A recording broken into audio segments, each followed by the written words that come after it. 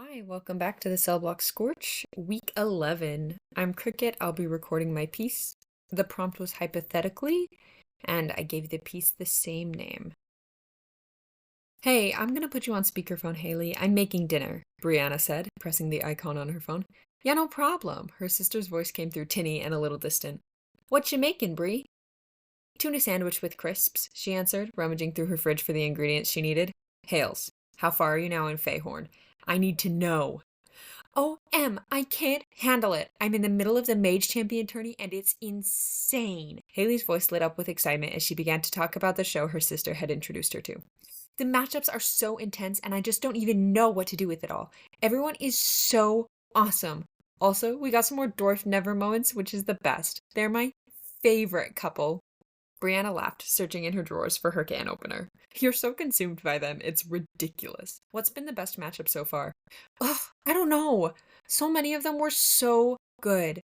Probably Breezy against Delia, but maybe that's just because Breezy is my favorite character. She can do no wrong in my eyes, and I just love how it ended. She's come so far since the first time we met her. That's for sure. And how proud everyone was of her, Haley was ranting enthusiastically. Lacey, Kayla, Fuyu, and Cheery, Elza, Shade, and the rest of the coterie, they're such a family in Fayhorn. It's honestly the greatest, and her mage works are epic. All of the beast assassins are too cool to handle. Brianna mixed her tuna, nodding. Wait till you get to the matchup between Fuyu and Kareem and the beast assassins from that other coterie. Hey! No spoilers!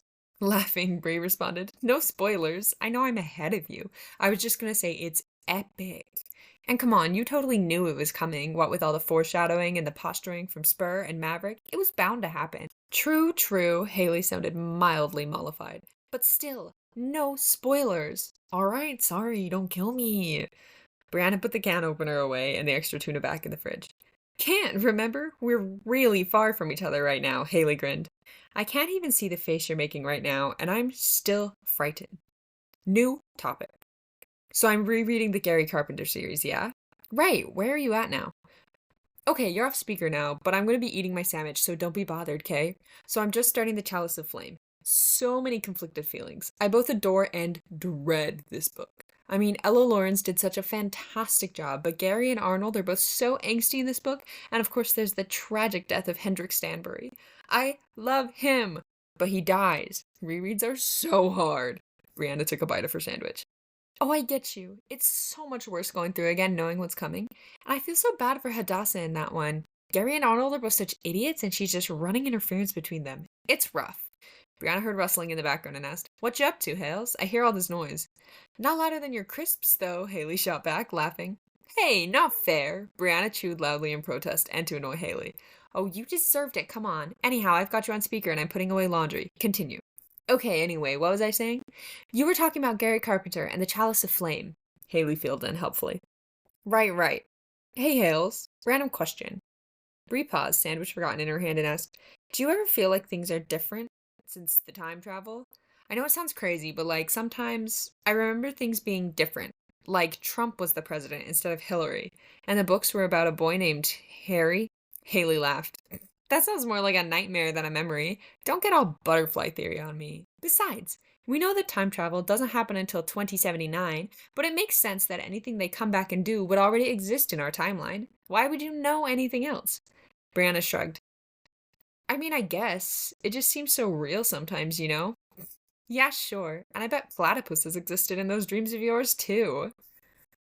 Yo, this is Bones here for Judge Comments. Okay, so this was an interesting piece because I really didn't remember it at all. And I feel like I had the same experience reading it to make the judge comments as I did the first time when I chose it to win. Which is, I kind of felt like I was having a seizure the whole time because the first half, they're talking about fairy tale. It's clearly fairy tale. But for some reason, Cricket changed all the names just a little bit to the left, and I was so confused. And then they switch, and they're talking about something else that's like, it's Harry Potter. It is. But the names are weird, and I don't understand, and on this reread I was like, what the heck, man? Why did I choose this to win? I don't like this. I feel unsettled. and off balance? And what reason is there for changing everything like this? And it's so funny because I remember feeling like this the first time reading it too. Just feeling off balance and disgruntled for most of it, and thinking there's no way I could choose this one to win because it's making me uncomfortable and annoying me for no reason.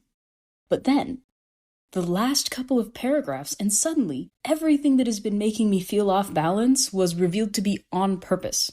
It wasn't a weird writing choice that I just didn't like. It was a purposeful decision, and my unease was the desired reaction. Brilliant. A perfect ending twist, would recommend.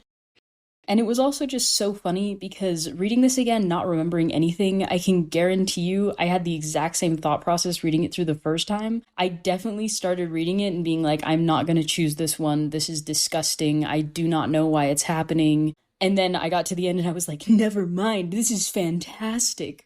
So it probably feels less like that if you didn't immediately know what fandoms Cricket was discussing, or like the characters that Cricket wrote were discussing. But just so you know, if you know what they're talking about, it just kind of feels like someone's, I don't know, it's gross. It's gross.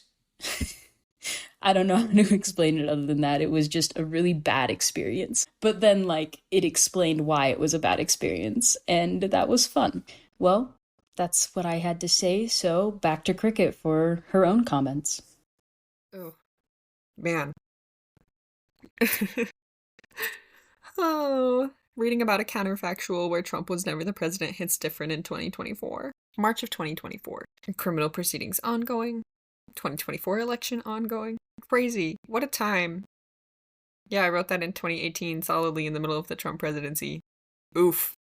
Oof. Anyway, this was a fun little piece.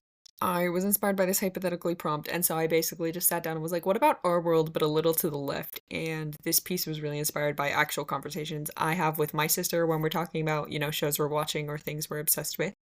Not that, like, either of the sisters is specifically me or her, but, like, just the vibe of the conversations. It was fun to write something like that. Add a little bit of fun, So, Faye Horn is Fairy Tale, a little to the left. So if you know Fairy Tale, you can know all of the characters. I will admit, rereading this, I was like, whomst? Because it's been years and my recall is so bad. And the conversation about Gary Carpenter or Harry Potter, I gave everybody the most terrible names except for Hadassah. That's a fine one. But like Gary and Arnold and Hendrik, LOL. And that also hit a little different because obviously 2018, that was a simpler time. That was back before I knew J.K. Rowling was a raging transphobe and was spending all of the money she has to actively make people's lives worse. Don't support her. Don't spend money on Harry Potter things.